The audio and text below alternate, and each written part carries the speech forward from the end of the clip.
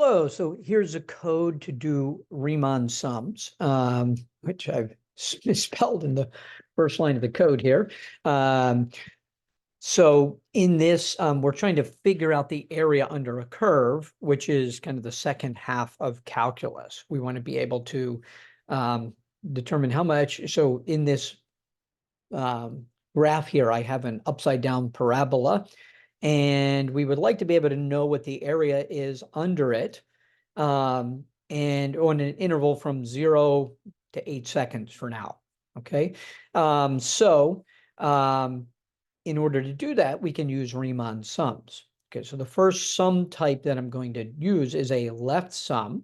So when I run this code, we can see that there are rectangles underneath of the curve. So if you have 4 subintervals to approximate the curve, you will have to break it down from 0 to 2, 2 to 4, 4 to 6, 6 to 8. Okay, so each of the rectangles that are drawn under the curve bump up to the curve at the left-hand side of the subinterval. That would be at 0, 2, 4, and 6, but not at 8. And the height of the rectangle is determined there. And we can see that these black rectangles are clearly well under the curve. The area that we're getting is 448. Okay, so we would want to first be able to create left sums. And if we increase the number of subintervals, I'll go from 4 to 8. So now each subinterval is 1 second wide. We can see that the area actually goes up because the area of the 8 rectangles now is closer to the area under the curve as we use more of them. And if we were going to go to 16, then the width of each rectangle is a half of a unit wide. And once again, we're taking the heights of the rectangles at the left-hand side of every subinterval.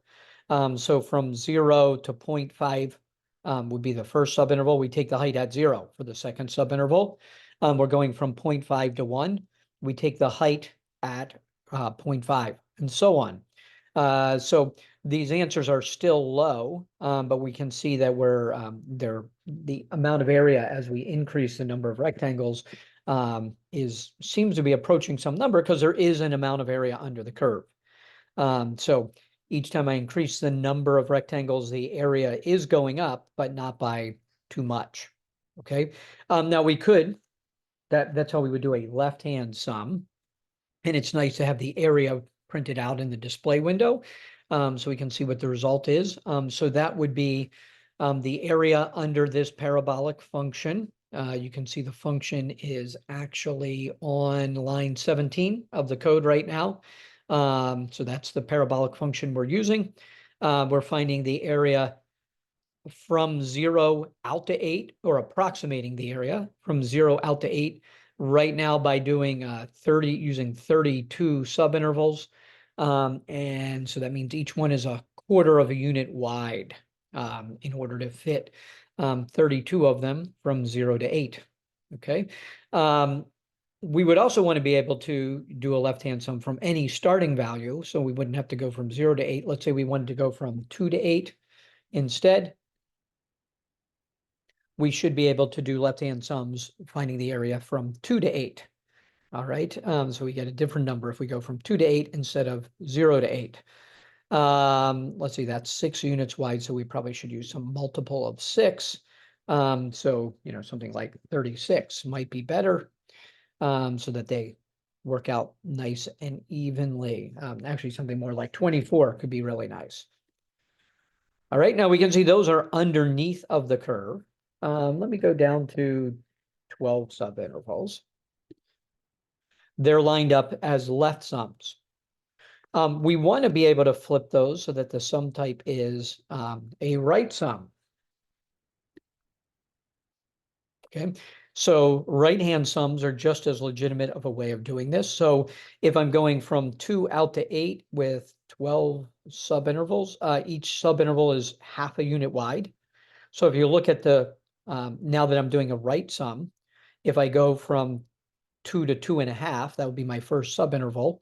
The right-hand side is at 2.5, so that's where we take the height. The second interval, subinterval, goes from 2.5 to 3, and we get the height at 3. And you can see these heights give us rectangular areas that sort of overestimate the area under the curve. So we should be able to flip back and forth between the left sum and the right sum. And we should see for that particular part of the graph, the area is somewhere between 476 roughly and 506. So we could do it that way. And if we want to get better approximations, the 12 could become a 24. This is the left sum with 24. And if we turn around and do the right sum with the same number of subintervals, we can make that happen. So graphically, we want to be able to graph the function in some graph window. And then we want to be able to draw in rectangles that are either left sums or right sums based on the number of subintervals that we choose to use. Clearly, more subintervals gets closer to the area. So we can see by doing 24 subintervals, the answer is somewhere between about 485 and 500. So that's getting to be a much narrower window for what the area actually is. The next sum type that we could do is an average of the left and right. So let me first of all go back to something like 6 subintervals here. Actually, let me emphasize by going to 3. So those are 3 where the heights are being taken at the right-hand side. If I want to go to the next type of sum I'll do is a trapezoidal sum. So first of all, I need to be able to draw a trapezoid under the curve.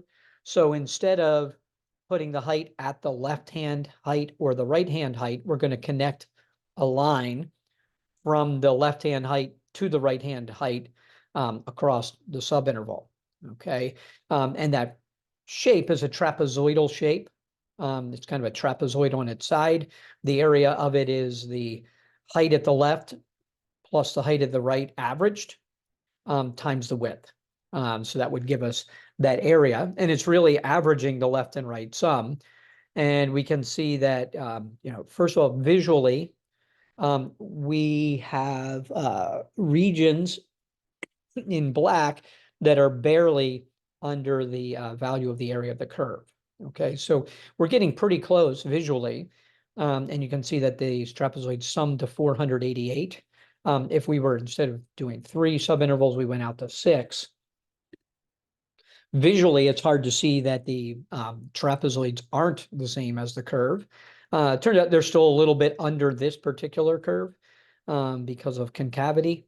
So we can see we're getting closer to what the actual area is. So 491, if we go out to more subintervals, went to 12 subintervals, it's looking like we're converging somewhere around 492 units of area between x equals 2 and x equals 8 underneath of this particular function.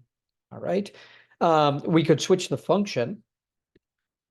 So there should be flexibility on what function we could use. And here we're just going to use a shifted square root function. And we can do the same thing. We can see those trapezoids are very, very close to what the area under that curve would actually be.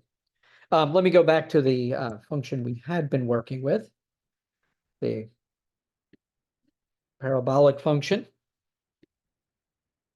Okay, so we have left sums, right sums, and now we've added trapezoids. So visually, you need to be able to draw the trapezoids and then compute those areas by averaging the heights at the left and the right times the width. Then finally, we could have been, instead of using the left or the right, we could get the height anywhere on the subinterval. So rather than left or right, let me go back down to 3 subintervals. We could take the height right in the middle of the subinterval instead of taking it at the left or the right. So right now you can see that the first subinterval runs from 2 to 4, and the height is taken right at 3. So that's where our rectangular height is.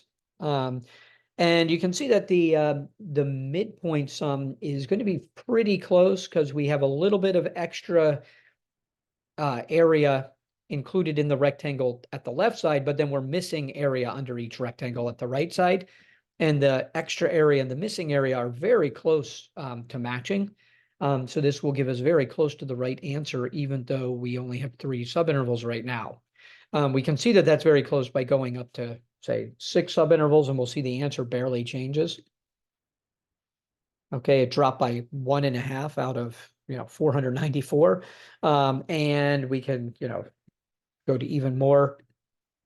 And we can see our answers dropping slightly, which means that if it's coming down as we have more subintervals, the answers we're getting right now for the midpoint method for this particular curve must be overestimates, because as we look at the limit as n gets larger and larger, we are going to get a slightly smaller answer each time. But you can see it's barely dropping. So the answer probably is, I'm suspicious, would be 492 if we could get it infinitely precise. And let's test that by going out to 48. Okay, yeah, we're getting extremely close to 492 as an answer. So there is an amount of area under the curve, and these Riemann sums are all various ways that we could find the area under the curve on some given interval, from some lower number 2 to some upper number 8 in this case. But you should make those flexible so that we could find the area. For instance, we could do the area from, instead of 2 to 8, we could go from, let's just go 3 to 9.